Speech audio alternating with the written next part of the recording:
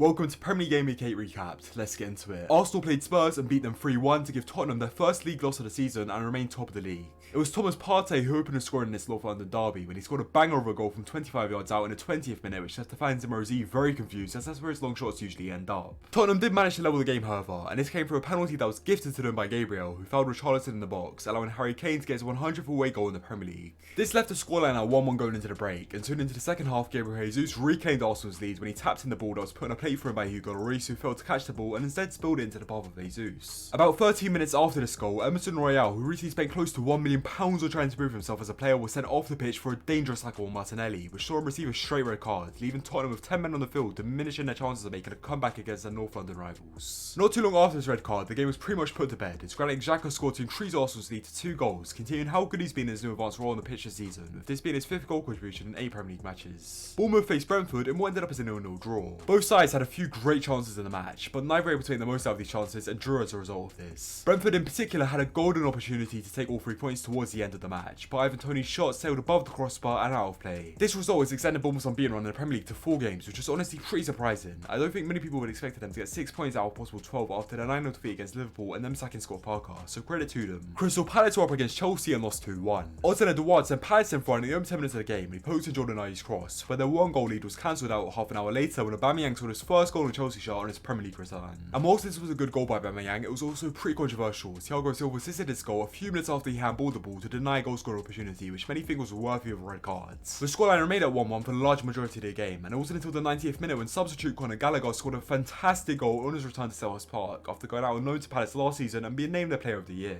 Reece James in particular did a good job at keeping Zaha quiet in this match, prompting him to post a picture of him and Zaha with a lock emoji on Twitter, which Zaha responded to in an Instagram story that he ended up deleting. Fulham played Newcastle and were defeated 4-1. The match started poorly for Fulham when they went down to 10 men in the 8th minute of the game, when Nathaniel Chalobah was shown a red card for a bad challenge on Sean Longstaff. Once they went down a man, it didn't take long for Newcastle to capitalise on this and open a score in this match, with Callum Wilson tapping in Joe Willock's header in the 11th minute of the game in his first game back from injury. Almiron then increased Newcastle's lead to 2 goals, which was then followed up by a Sean Longstaff goal to make it 3-0 to Newcastle going into the break. In the 57th minute, Almiron made it a brace for himself, and it wasn't until the 88th minute when Fulham finally managed to get their first goal through Robbie Reed, but this was nothing more than a consolation goal. Liverpool came up against Brighton and drew 3-3. It was Brighton who took the lead first, with Leandro Trossard scoring twice in the 20 minutes away at Anfield to put aside 2-0 up. Bobby Firmino then responded to these 2 goals with a goal of his own to begin Liverpool's fight back, making a scoreline 2-1 at half time. 9 minutes after the break, Firmino scored his 2nd goal of the match to level the game, and not too long after, Webster scored an own goal to put Liverpool 3-2 up. Brighton didn't give up though, and worked hard to get an equaliser before eventually getting one in the 83rd minute for Trossard, who made it a hat-trick, securing Brighton a point in their first game under their new manager Roberto De Zerbi. This result has left Liverpool with 10 points out of possible 21, which is pretty underwhelming for their standards, and although Brighton are a good side, I'm sure they would expect to come out of this match with the 3 points. Southampton faced Everton and lost 2-1. All 3 goals in this match came within a span of just 5 minutes, with Joe Aribo breaking a deadlock in the 49th minute of the game to send Southampton in front, but their lead barely lasted as 2 of Everton's summer signings scored right after, with Conor Cody getting Everton's first to level the game in the 52nd minute and Dwight McNeil getting Everton's 2nd to take the lead in the 54th minute. This 5-minute time span was the polar opposite to what was seen from both sides in the first half, but the scoreline remained this way for the rest of the match, leaving Everton with all 3 points once the full-time whistle had been blown. West Ham played Wolves and beat them 2-0. It was West Ham's new striker Skamaka who opened the score in this match, getting his first goal for his new club in the 29th minute of the game, and he volleyed the ball into the top right corner.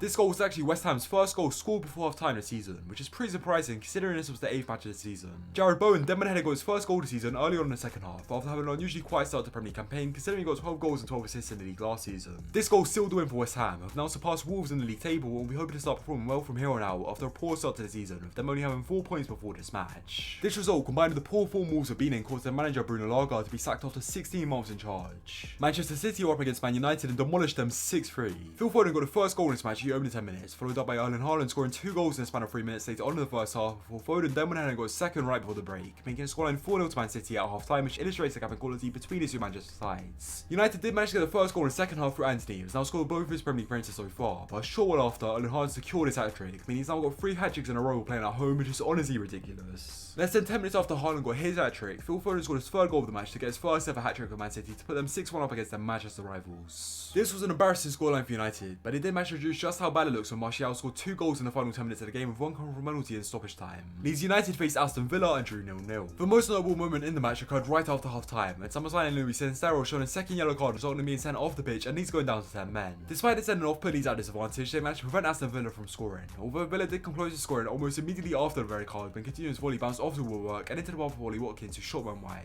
Leeds United also came close to breaking the deadlock, but great move goalkeeper by Emiliano Martinez, the 9th home side late on in the match to stop them taking all 3 points. Finally, Leicester City played Nottingham Forest and won 4-0 to get their first win of the season. James Maddison got Leicester's first goal in the 25th minute, followed up by Harvey Barnes' goal 2 minutes after, and another Maddison goal in the 35th minute to make Leicester go 3-0 up against the East Midlands rivals. The game wasn't over yet though, as Maddison then went to assist Patson Dacon for Leicester's 4th goal later on in the second half to get 7th goal contribution and centering the matches so far this season. After a very poor start to the season, Leicester will be pleased with this convincing win, and this result may have bought the manager Brendan Rodgers more time, as if they lost this match against another side which has been in poor form, Rodgers may have had the same fate as Bruno Lager. Anyway, that's Premier League Gameweek 8 recap. So if you made it this far and enjoyed the video, be sure to leave a like and subscribe if you haven't already, and more share, comment, and opinion on any matches happening this game week. With that being said, have a good one guys. See ya.